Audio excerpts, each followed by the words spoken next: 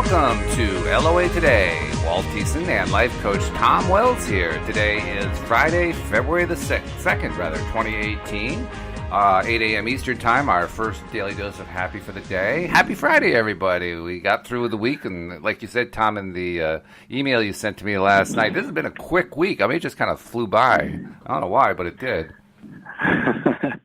I don't know why either. I just said that, but I think they all do in a certain way. Yeah, right. But for some reason, it just all of a sudden seemed like I was back sending you the next email about the next show, and we had just finished it. I don't know. That's right. Sometimes time does seem to go quicker. It's crazy sometimes. It really is. But well, I hope you've had a good week, a productive week. Any great wins going on this week?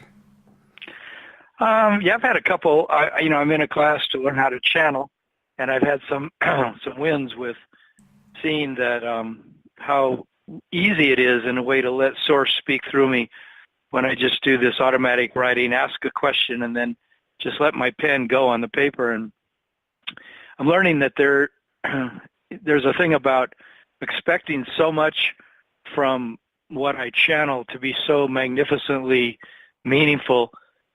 but in another way, it just comes, it just flows. And there's a unique way that I speak my truth in the world, you might say. And when I get to that place where I see it just flowing, it's just very simple and sweet and nice, helpful information that comes through. And it's funny sometimes, and it's just easy to take it in. That's different than when I'm trying hard, to get into something. And that's kind of what our talk is about today, because that's the difference between being in the vortex and not being in the vortex absolutely, there. Absolutely. In fact, before the show started, you were telling me how, in my words, we should probably start calling you Tom Robert Frost Wells, because you actually wrote a poem channeled, and I thought, wow, I don't know how many people have written a poem while channeling. That's pretty darn good. Well, what was so funny, that was a real law of attraction story there, because I was trying to channel, and I was feeling like, well, I'm not being successful. So what I was writing, I was definitely had gone into meditation and then come out of that with a strong intention that whatever came through me, I was going to let it just come, and it was going to be coming from my source self. It was going to be coming from my higher infinite intelligence self, Mm-hmm. And I started writing, and I didn't like what I was writing. It seemed like I was stuck. It seemed like I was complaining that this is hard, and I was, tying it to the fact of loneliness and all these different things. And as I went to write it in an email to my coach, who's I'm working with on all this, the computer kept capitalizing words where it shouldn't capitalize. I was doing it with a dictation program. Okay. Where you're talking to the microphone. Right. And how come it's putting a cap there? And I was getting more ornery, and then I started realizing it's putting a capital every place it would if this was a poem. It's putting it in perfectly where a poem would want to have the next segment of this sentence capitalized. So since I write poetry sometimes, I saw that and I said, okay, maybe that's what life is telling me, what source is telling me, this is a poem. And even though I don't like that much what I've written here, it is a poem, because I was telling a story of this guy who comes to the edge of this woods, and he's on a horse and all this stuff. And so I put it all in a poem form, and it turned out to be a 7-stanza long poem. Oh, wow. That my coach said was like reading literature to her. She said, yes, it was full of drama, and yeah, it had angst in it, but it, to some degree, but it was beautiful. She said it was really a beautiful poem. So I thought, well, okay, maybe that's one thing that I'm going to be doing through my channeling. I'm going to be writing more poetry, because all the poetry I've written so far in my life has come in a channeled way.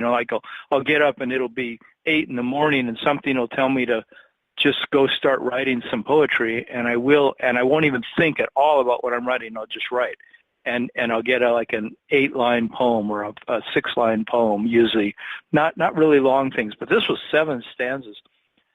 Well, and so, it told a whole story. That's pretty cool. And the computer was telling me to do it this way. So I thought, well, that's pretty good channeling. I would say so. And for those who are interested, Tom's new book, Channeled Poetry, will be available in the lobby at the conclusion of the programs. Yeah, Okay. All right. I'll write a book. There you go. Why not? You could do it. I'm sure you could. Oh, well, maybe I will. Actually, who knows? Well, actually, you are. We're all writing a book now. When you think about it, because That's right. We're writing this book on your daily dose of happy. That a lot of submissions have come in on, and I can't even say, Tom, I've had time to read through all of them. Although I will be doing that in the next couple of weeks because this is where the big editing process happens.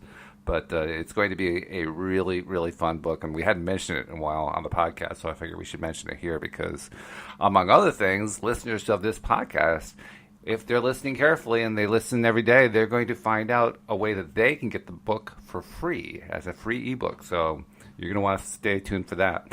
So let's get to the Vortex, because that Vortex, when I first heard that word, and I heard it through an Abraham, a little segment on YouTube, and I said, "What the heck is a vortex?" I mean, I was envisioning like some sort of tornado flying through Oklahoma or something. But why would you want to be in the vortex? If there's a tornado going on, I want to be as far away from that as possible. So what's going on here? That was my original thought when I first heard about this. So why don't you introduce what the vortex is? Oh my gosh, yeah. I wanted to read a little bit about what Abraham says about it because it's fascinating. This particular quote, I thought, a vortex is a vibrational state of being. It's the precursor of all positive motion forward, of all that is. It's like encapsulated, condensed, straight up source. It's pure positive energy. It's the holding tank. It's the anchor. It's the touchstone. It's the place where all dreams and wishes and hopes are held until we find vibrational alignment with them. It's the eternal pool of well-being to which each of us have added mightily along the path of our physical experience. So it's a reality, even though you can't see it, you can feel it. Just the way, how your dog might hear things or might smell things that you can't.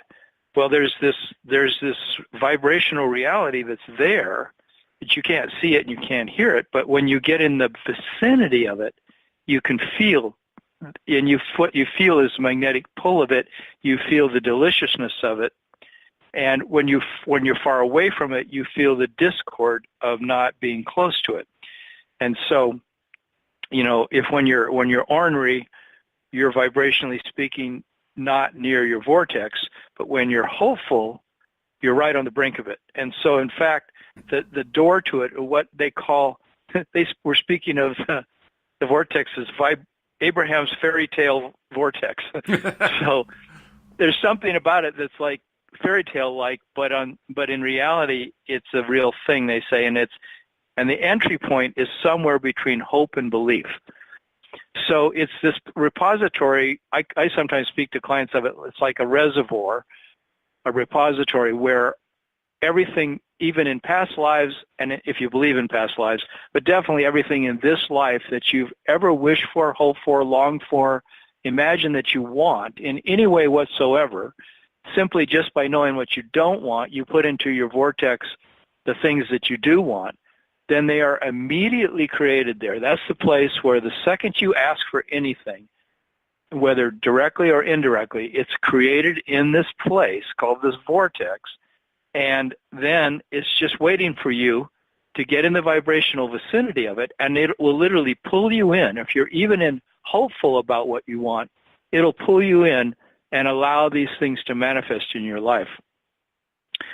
So the only thing that stops that from happening is our vibrational resistance to the fact that this vibrational place exists and that it's taking care of everything for us.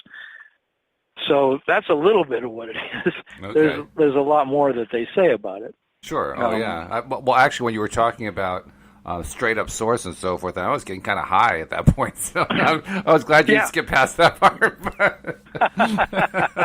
Yeah, well, it's like 100% proof. 100% proof.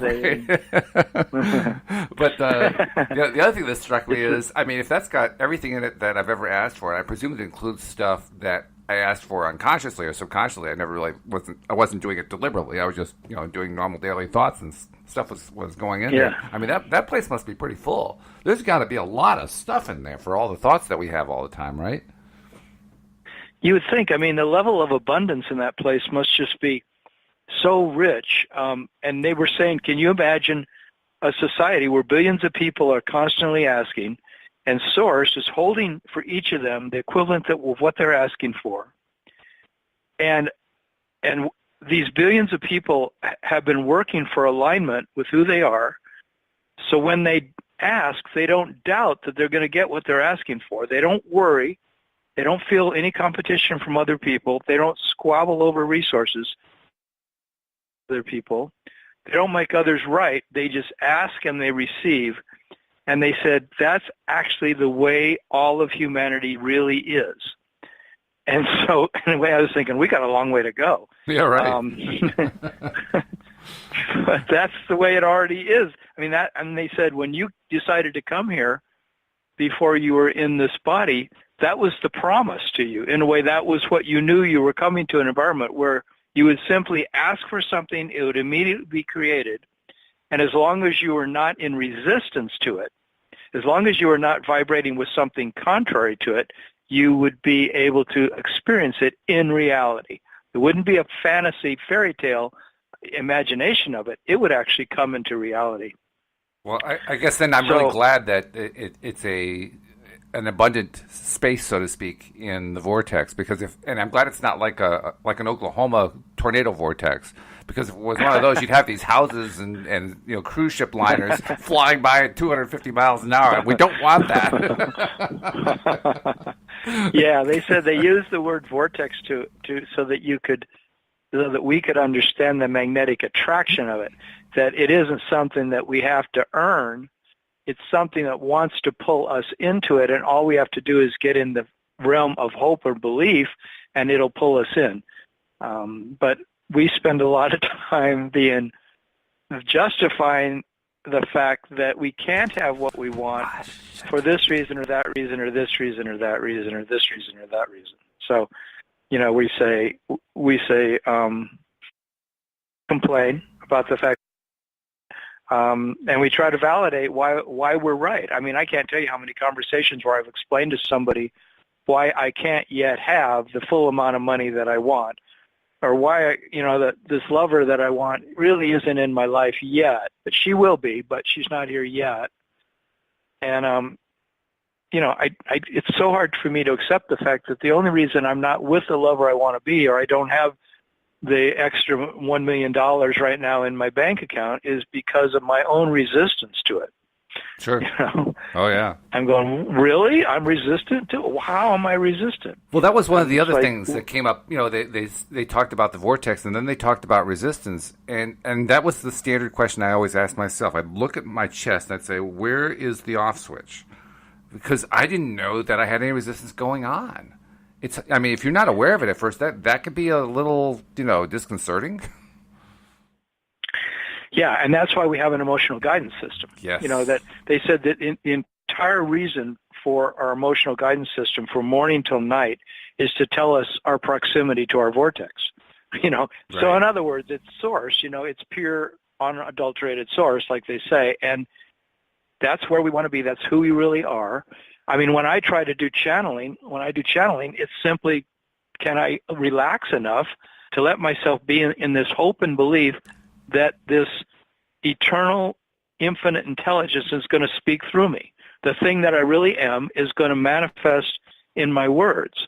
Or am I in a place where I doubt the fact that if I open my mouth or I get out my pen and paper, that I'm not going to be able to get direct advice, direct input from my higher infinite self. So, yeah. I don't know why I said all that, but no, it's true though what you're saying, and the fact that the emotional guidance system exists is the first thing that what I was saying. It's the first thing that makes it feel more comfortable to me, and it did make it feel more comfortable to me. And then later on, when I learned that the emotional guidance system was a reflection of what goes on between your physical self or my physical self and my inner being. And that, in fact, when I am in alignment between my physical being and my inner being, that's when I'm in the positive end of the spectrum, so to speak. And when my physical being is feeling negative while my inner being is feeling positive, that's when I feel the negative side of it. That's the negative emotion part. When they explained that to me, that was actually the first time I ever really heard a useful and cohesive explanation of what emotions were. Because up until then, I thought it was just stuff that happened to you. You know, emotions just happened to you. And they didn't really have any meaning or any purpose. That's a whole show, right? That's a whole podcast right there. Yeah, really. Yeah, it is. You know, because the concepts we have about emotions have literally caused the entire field of psychology to be what it is in a way. Oh, yeah. And yet I'm not saying there's not a need for psychology or that there isn't some interesting, avenues to explore about what emotions really are. But I kind of really like the simplicity with which it's described by Abraham and other channeled entities that say, they're just simply vibrational indicators of whether or not you're aligning with your higher self, and that's a simple way to think of emotions. It is. I like it. I do too. And the other thing that really catches my attention for a lot of different reasons is that they teach that your inner being is always looking at the positive. It always looks on the bright side of life, to borrow from Monty Python, right?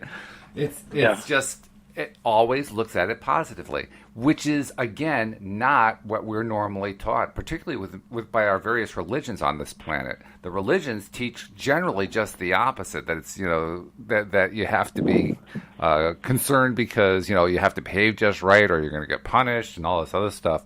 And knowing that we're actually being loved and just being adored at all times, no matter what we're doing, unconditional, pure love, that's a really reassuring message for me. Yeah.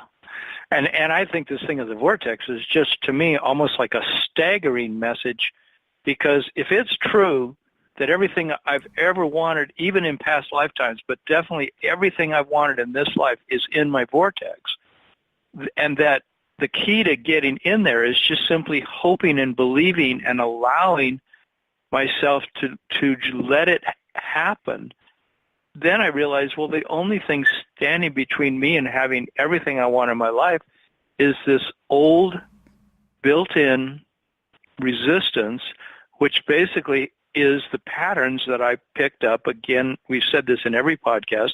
It's the patterns we picked up as kids and throughout our life that have told us that life is a struggle, and life is difficult, and things don't come easy, and there is no free lunch.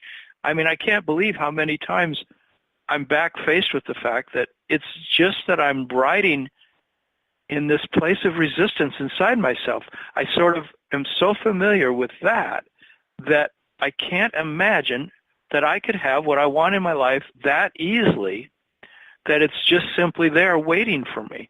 It's like, I love the one way they describe the vortex. So they say it's the place where all cooperative components have assembled themselves to allow the thing that you want to be there, to exist. And you just have to become a cooperative component with the rest of those cooperative components. Yeah. And wow, so I just got to really relax a lot. I've got to let myself really chill out so that these things can flow to me. Right. Because the flip side, of course, is that that same imagination is actually the best tool to use to help us get into that vortex, to basically imagine a reality different from the one that we've been experiencing because we got ourselves into this bad place.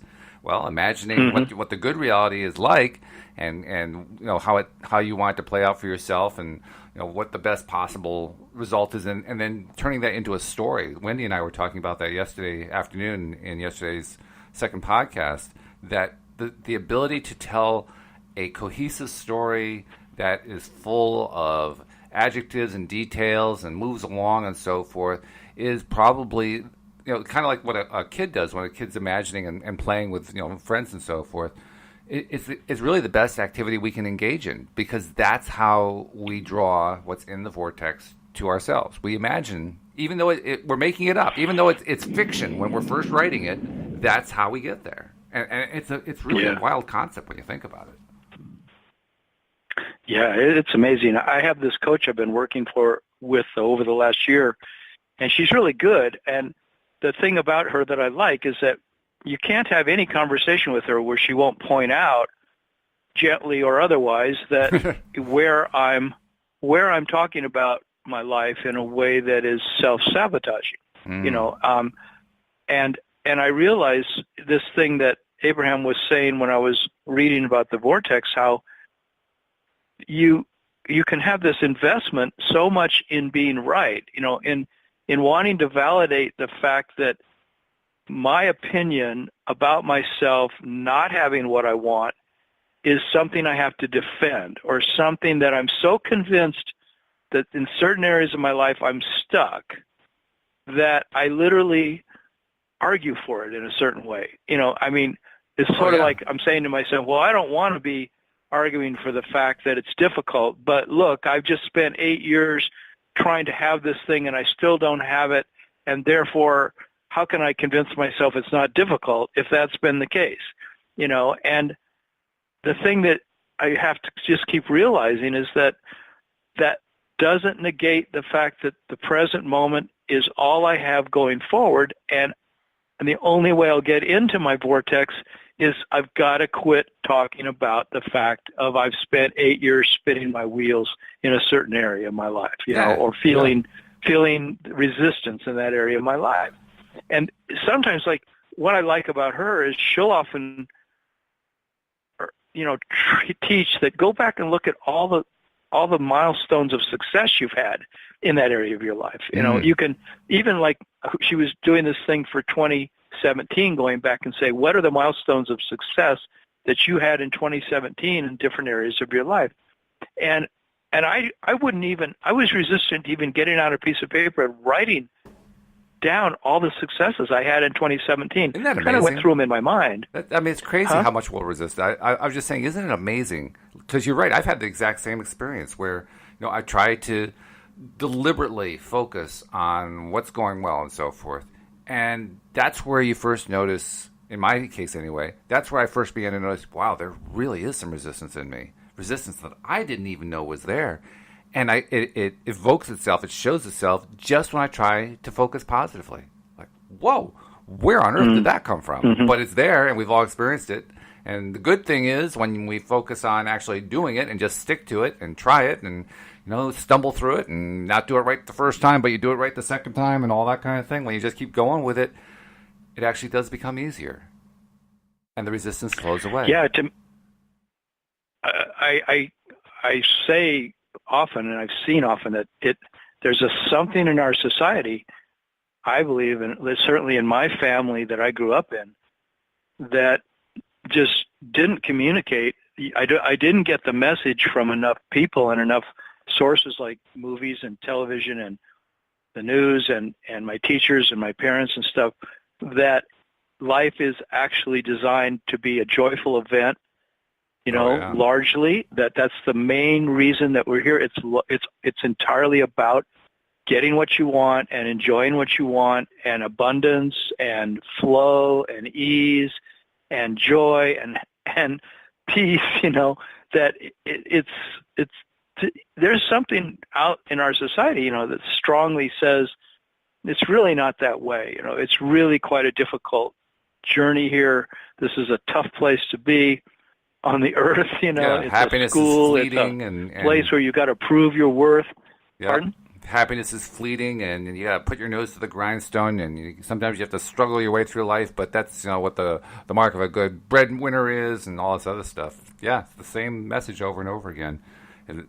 It's a challenge to overcome it, but it's a good thing because we can overcome it. That's the part that makes me feel good, knowing that despite all that training, despite all that misguided teaching, shall we call it, that society has given us, we can still overcome it just by deciding to start doing positive stuff. Just by focusing on positive, telling the positive stories, doing the little exercises, doing the meditations, doing the affirmations, doing the readings, listening to the positive music, appreciating the nature, all that stuff, we can actually change the programming. That's great news.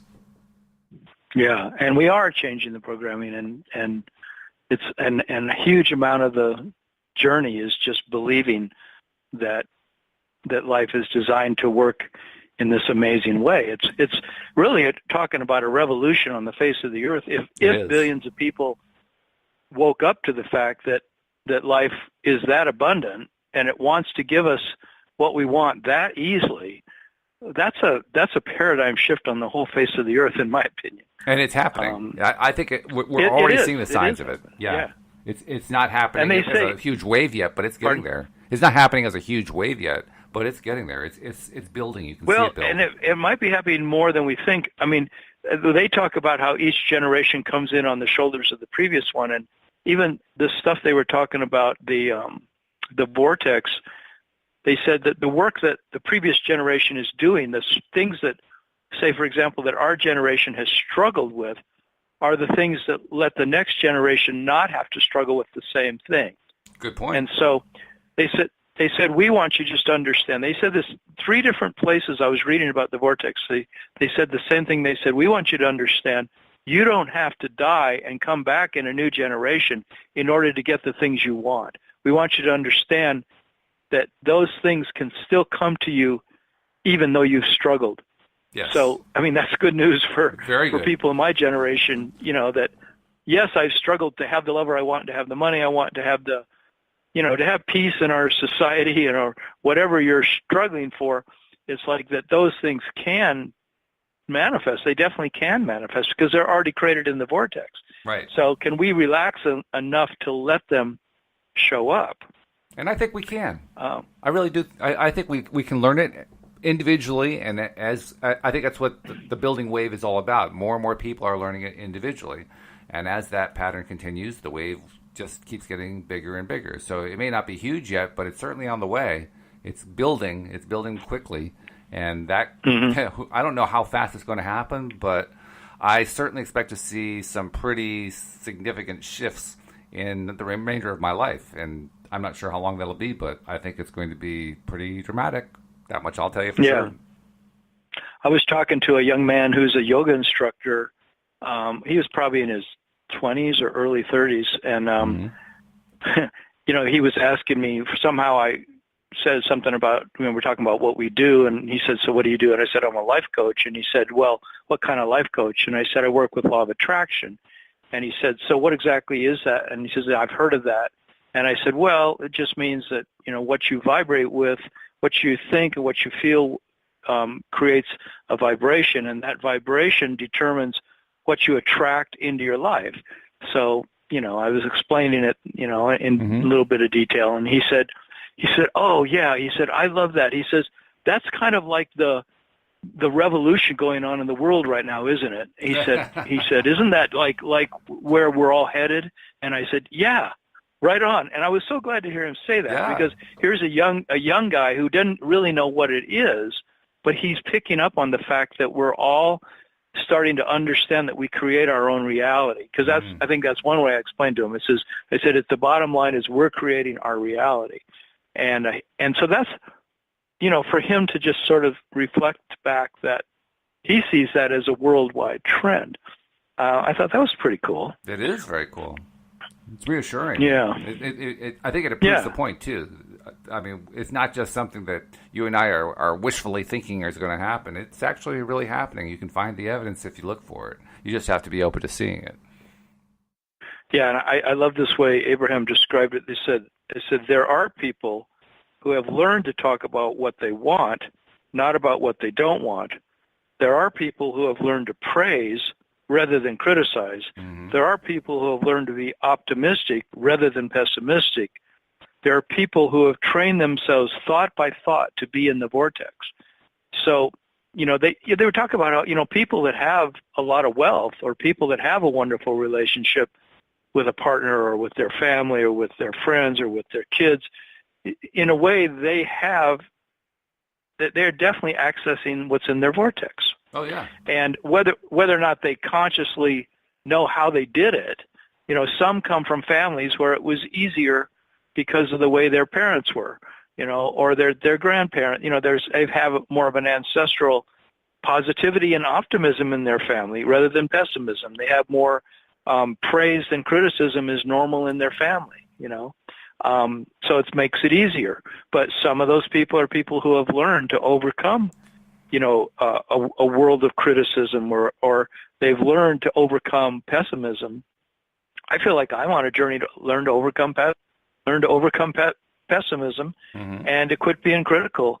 My coach, who was helping me with channeling, when she was giving me personal coaching, she was saying, you have a thing of being pretty critical about what comes through you. So that's why you get harsh about judging whether or not it's good enough. And believe me, it's good enough. You just have to get off the harsh judgment of it. Right, sure. Yeah, that's one of the things I felt within myself, just from doing these podcasts. It's like, I don't remember who said it. One of you guys said it to me this week, that I get the benefit of working with 5 life coaches per week for free by doing the podcast, and there's truth to that. Yeah. Because the truth is, I was saying that to you. Was it you? Okay. Because when I'm talking to all 5 of you, every single time, obviously we have to spend some time talking about the negative side, because contrast is how we understand stuff. But I also get so much of the positive side, and every time I hear something or even say something myself, it's just yet another reminder to me, to my physical being. Oh yeah, look on the positive side of life. Stay positive. Look for the silver lining. Avoid the black clouds. And it actually is having that kind of effect on my life. I mean, that's in a way, it's kind of partially why I was doing the podcast. I mainly was doing it and continue to do it because it just feels good. But as I'm saying that, I'm realizing, well, it feels good because I'm staying on the positive side. So the two go hand in hand, really. Yeah. And one thing I learned about listening to this channeled stuff from Abraham, anyway, when I started getting into it 4 years ago, was there's deep wisdom here. It's not just some great techniques. It is simple too, but I think the more I listen and read, and that's why I like doing these podcasts, because each week it's a different topic, and in a sense, it's doing the same thing you're talking about. It's getting me more conversant or more familiar with this way of thinking and this way of understanding life, and that's a good antidote to how many years I learned the other way of thinking, right? And I feel like it takes an antidote like that of a big dose of the truth, you might say, of how life works, to counteract so many years of believing otherwise. Or at least to give you the feeling of empowerment that you can counteract it. Because even if you're exploring that stuff, you still have to, at some point, we all still have to, at some point, actively get positive about our own lives. I mean, it's great to know the theory, and I love knowing the theory. That's one of the things I love doing in the podcast, is going over all the theory. But at some point, you have to apply it, right? We have to apply it. Otherwise, we don't get the real big benefit out of it. And when we do apply it, I've been finding more and more and more, the more I apply it, the easier it is to avoid all those little pitfalls that I was falling into before. Like you were saying, the self-criticism and the criticism of what's going on in the world, and the negative perception and the negative stance and so forth. It starts to melt away.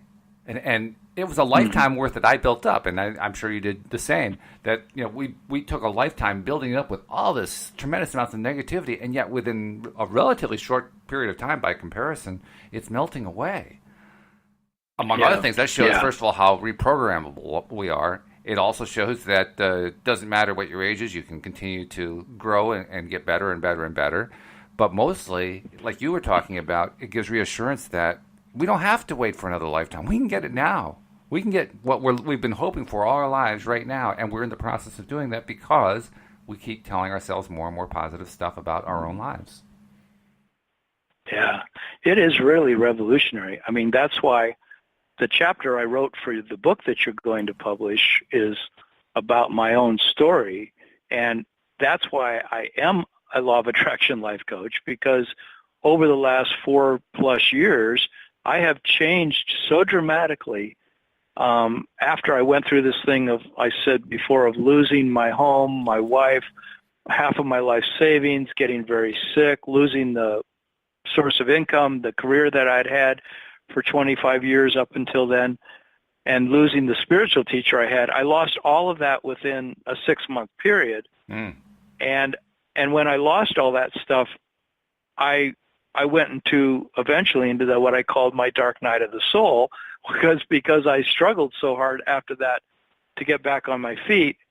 The thing that really cinched the whole deal, that really changed all that struggle and all that darkness and all that fear and worry and anxiety of having had my life so upturned, I call it the taco cart of my life, got so upturned that I dove into vision quests with shaman. I all kinds of psychology and books and so many things that I was struggling to try to find. I mean, I must have done 8 workshops during a 4-year period of just trying to find myself. And a lot of it was fantastic stuff, but I was still struggling up until the day that a psychic told me, you need to go listen to Abraham, and that all happened by a miraculous story of how I ended up in this 20-minute session with this psychic at a psychic fair. Huh. And after she did the session on me, she says, you need to do 3 things. You need to get into Abraham, matrix energetics, and go study to be a psychic. And I thought, really? Wow. I do. Yeah, and so probably the last thing you wanted to hear, right? What's that? Probably the last thing you wanted to hear at that point, I would imagine.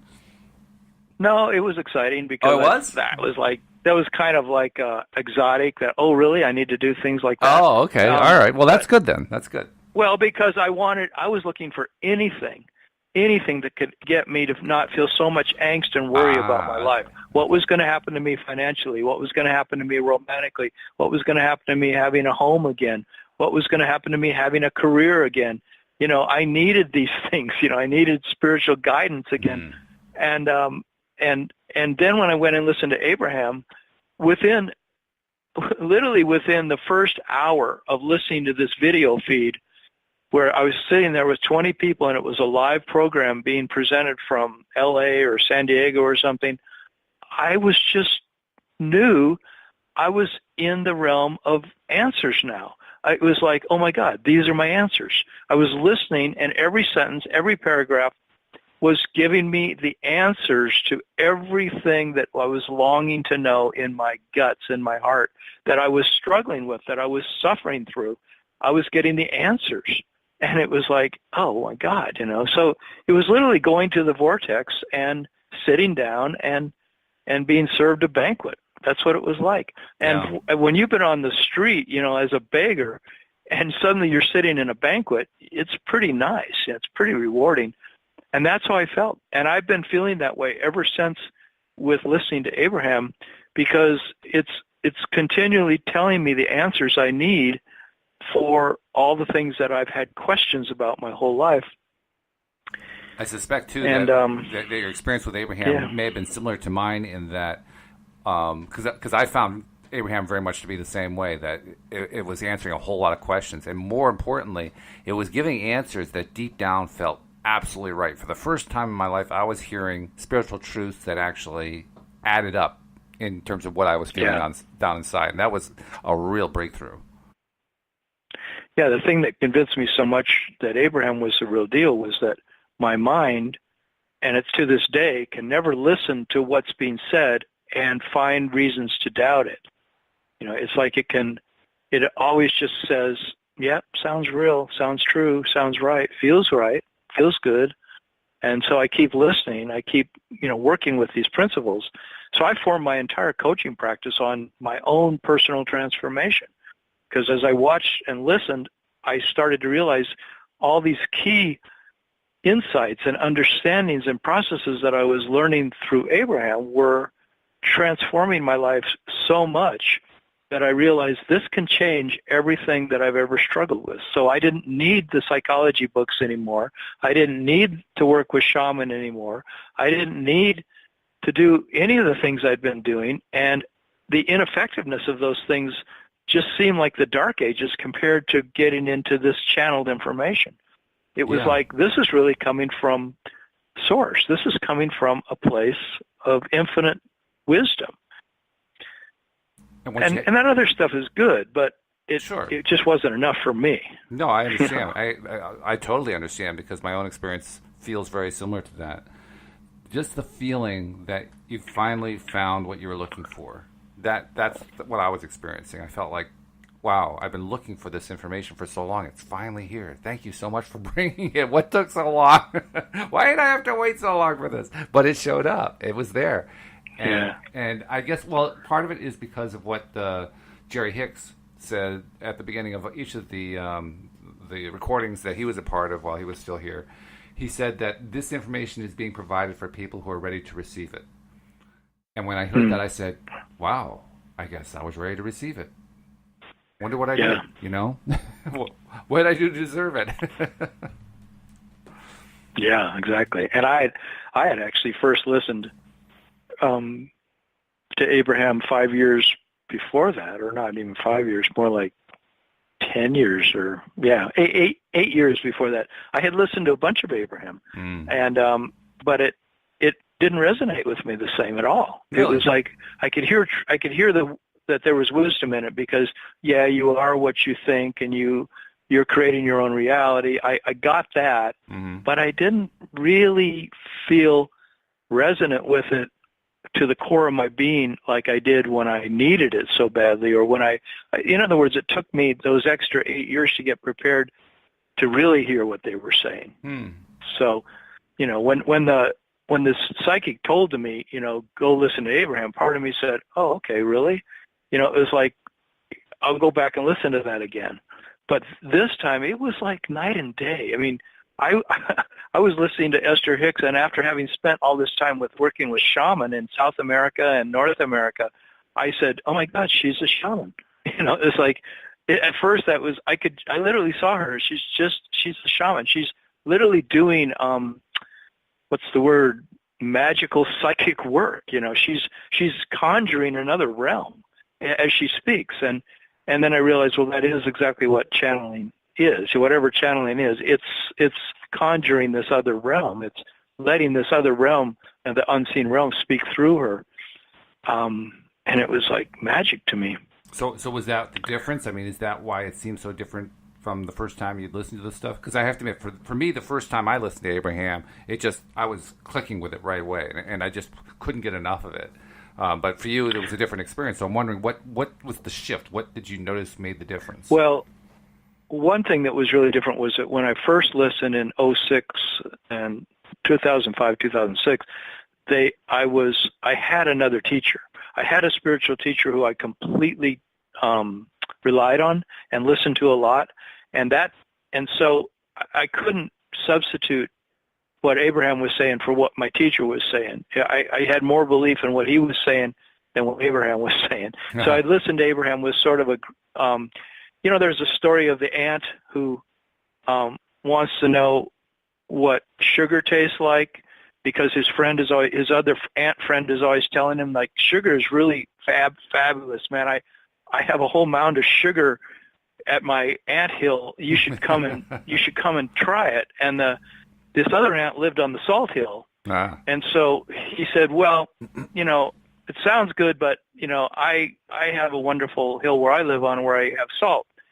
And so he says, well, you come sometime and see what sugar tastes like. And so one day the salt ant decides to go over and see the sugar ant. So just to be sure that he, stays stable, he puts a little chunk of salt in the back of his mouth. So it's just there dissolving. And he goes over and the sugar ant says, yeah, try a piece of this. You're going to love it. So he puts a piece in his mouth and he sucks on it and he says, well, it's okay, but it tastes quite a bit like salt to me. And he says, I don't really see that it's that great of a thing. And, the moral of the story is, spit out the salt. I think the ant says, spit out the salt and try it. Yeah, right. And then, there's a conversion. And I think when I first heard Abraham, I had a piece of salt of my other teacher in my mouth. So I couldn't really hear the power of the impact in my life. And I wasn't ready to change. I just wasn't ready at that time. Yeah. I needed another 10 years, or not 10 years, but 8 years, 6, 7 years of transformation before I'd be ready to hear their message. It reminds me of one of the reader reviews that I saw on Amazon for one of the Abraham Hicks books, and I don't remember which one it was. I think it may have been Asking It Is Given. But this reader gave a negative review, a 1-star review, and the reason for his review was, he says, I'm going to save you the cost of the book. What you think comes into your life. There, I've saved you the cost of the book. And on the surface, he's correct. If you just look at the surface, that much is true. But it also misses a whole lot of stuff, because the one thing that I've noticed about Abraham Hicks more than anything else is every time you read the same passage, you get something new. And probably the most dramatic example of that I can think of is I've been talking with each of you guys, my co-hosts on the show, and I found that even though all of you had read, I think most of you anyway, I'm not sure if all of you had read The Law of Attraction, that book by Abraham Hicks, none of you remembered that there was a section that described not one but 3 laws: law of attraction, the science of deliberate creation, and the law, or otherwise known as the law of creation, and the law of allowing. And none of you remembered that was there, and yet that was like a key portion of that book. Well, of course, we're missing stuff. Even when we think we've got it, we're missing stuff. We just, sometimes we skim read, sometimes we see one thing and there's this other good thing over there, but we skip that because we saw the one good thing over here, so that's all we're focused on. You have to go through stuff repeatedly in order to get it all. So on the one hand, that guy was right. On the other hand, he had no idea what he had overlooked. He had overlooked a whole bunch of stuff. And that's really, in my view, what the concept of the vortex tells us. The concept of the vortex tells us there is all this stuff that you've already asked for that you are not aware is just waiting for you right there. You just got to keep going at this thing and getting yourself into that positive place so you can find it, because it's just sitting there. Yeah, isn't that amazing? When they were describing about the vortex, and one of the things I was checking out, they used the example of wanting money or wanting a lover in your life, which are two of the big things that a lot of people, struggle with. Right. And I like the way they described it. Like here's the way they describe about the lover. It says when you ask for a lover of a certain stature, a lover with a certain look, a lover with a certain attitude, a lover with a certain financial condition, a lover with a certain amount of love, when you ask for a lover, that lover is there, that lover is summoned, and every component you ask for has been summoned to this vortex, and it's there. All cooperative components have now been summoned. He says the question we want to ask you is, to help you answer, is, are you a cooperative component to all that's been summoned? And so are you cooperating enough that you're being drawn into your own vortex where all of your lovers are, where your money is, where your answers are, where your clarity is, where your vitality is, where all that you have become vibrationally is? Or are you an ornery holdout beating the drum of, I've been asking for this thing for so long and it never comes to me. I'm getting tired of looking. All the good lovers are taken. It's not fair. Mm-hmm. My friend has a lover. Yep. But I don't have a lover. I don't have a lover. It's the same thing we were talking about on that podcast about lack. It all comes down to one thing. I don't have what I want. I don't have what I want. I don't have what I want. And as long as we have thoughts running around in us of lack, that we don't yet have it, then we can't get into the vortex. Right. Exactly. Isn't that amazing? It is amazing. It's simply that we have different trains of thought that we run on ourselves that deny that it could be that easy that we could have it. I love a quote that Mike Dooley uses that he gives us, because Mike doesn't really talk specifically about the vortex. That's more of an Abraham term, but he talks about the same concept. And one of his little notes from the universe kind of sums it up nicely. It's like you've come up to a door and you're pounding on the door, you're shouting out, open, open, open, and you're looking for keys and you can't find keys, and you're pounding saying, let me in, let me in, let me in. And on the other side of the door are all your friends in the non-physical who are just, they're practically tearing their hearts out for you because you made them promise before you came here that you wouldn't, that they wouldn't tell you that the door was already unlocked and all you had to do was open it. Yeah, exactly. Yeah, the teacher that I had for 40 years, he used to always say, it's like you're behind these bars in a jail, and you're holding onto the bars, and you're shaking the door, and it won't open because it's locked. And so you're freaked out that you can't have the life you want. It's so frustrating for you, right? And he said, but what you don't realize is that if you would walk to either side, to the right or to the left, about 5 feet, you could walk around the bars and you'd be right out. It's just because you're so focused on the bars and the locked door that you believe it so strongly that you don't, if you would let go. And there's a story in India, if you want to catch a monkey, you put out a jar with some, banana in it or peanuts or whatever, and the monkey, and you make the opening in the jar just big enough that when the monkey puts his hand in there and grabs the banana or grabs a handful of peanuts, tries to pull his hand out, he can't get it out unless he lets go of the banana or the peanuts. And you can literally catch a monkey, and he'll scream and everything because you're coming and grabbing him because he won't let go of what's in his hand. And it's the same thing of standing at those bars, or holding on to that thing that's in the jar.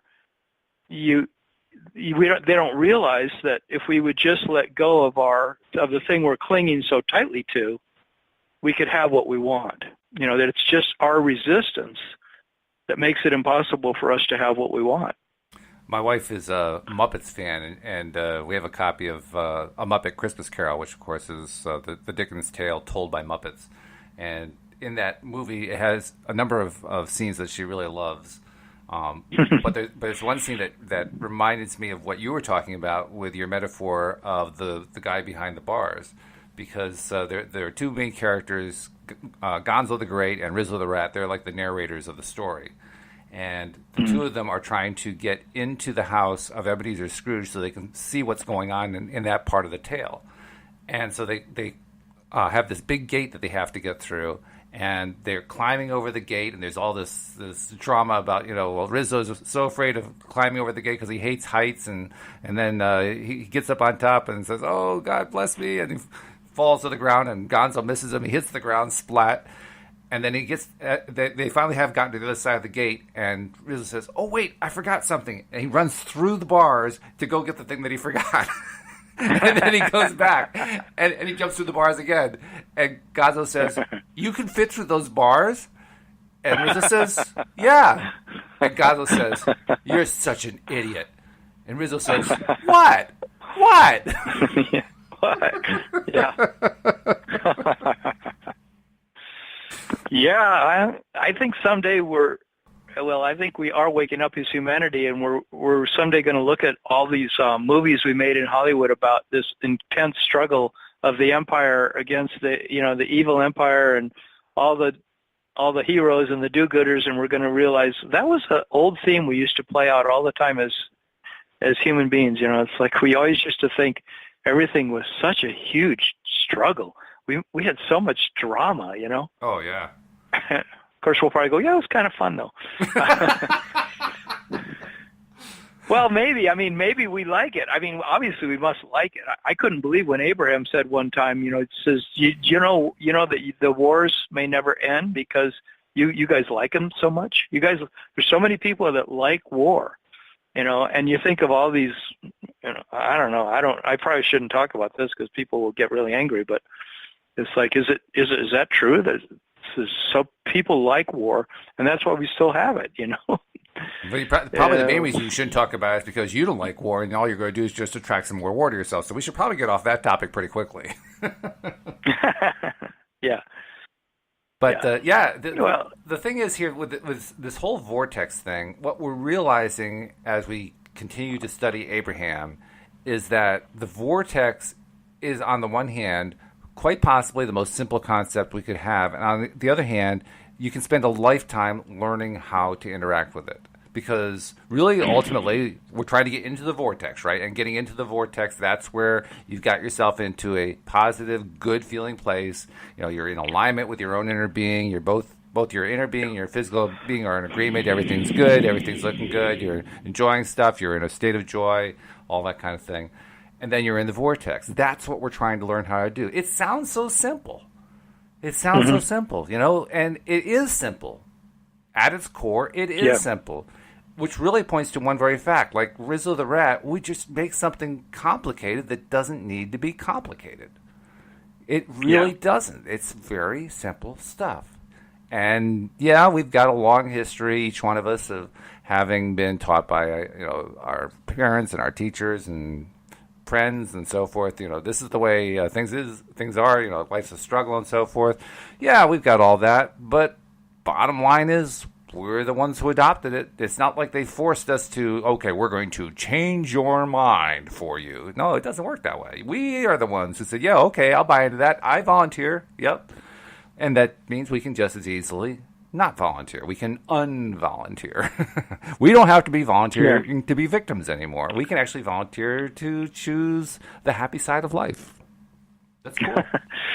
Well, that Abraham says a lot. It's like, the price you have to pay to have the life you want is you have to choose to be happy. That's the price you have to pay. And yet sometimes for a lot of us, I know I can speak for myself, it seems like I'm paying a price to have to surrender to the fact of being in a happier place. Yep. It's like, how can I create a life that I do more of the things I love, I smile more, I laugh more, I do more fun things, and that's okay. That's okay, Tommy. You can go do more of the things you love and have more time of your life when you're not worried about anything. And it's in fact, it's not just okay; it's actually good for you. Like, hooray! It's not only good for me. That's how I get everything. That's how I get everything I want. Yeah, it's like throw up the hands and celebrate. Yahoo! This is it. This is good. Yeah. The amazing part that in the messages, the negative messages we got, this is something that positive psychology has taught us. The messages we got taught it to us backwards. They taught us that we had to struggle and we had to work hard to be successful so that we could be happy. And positive psychology has proven definitively that is exactly wrong.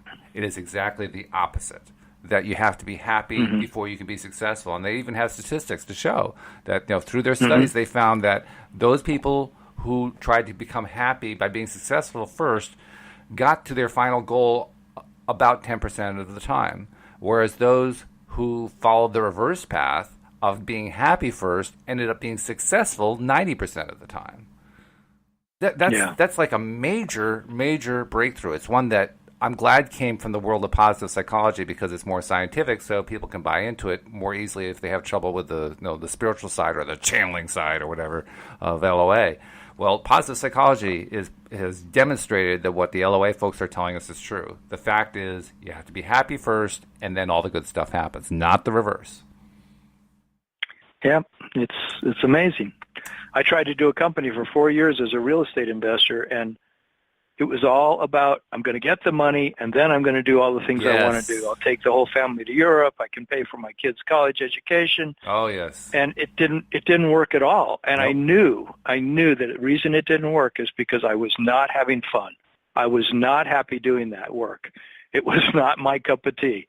And, of course, the stock market also crashed during the middle of it all. But it was definitely not for me, and that's why I ended up a life coach, because it took me years to arrive at a place where I'm doing something I completely love that feels like it's my natural thing. This is great. Well, I'm glad you did too, because unfortunately we can't keep going with it because we're down to our last minute. And I got to get the commercial message in.